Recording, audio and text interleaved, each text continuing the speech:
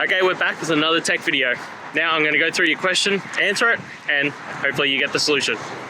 Now remember to stay just a little bit crazy like me, and you'll get there to that resolution. Alright, let's continue on to the video.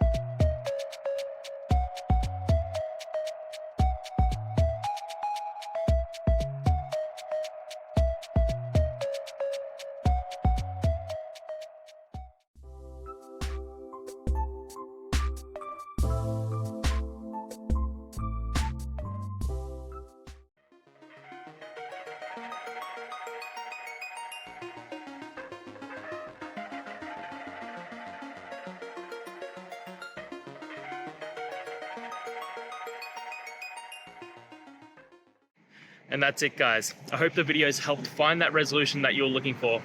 And if it did, please hit subscribe. I'd really appreciate it. Now, until the next time you need a technical video, I hope you have a good one. Cheers.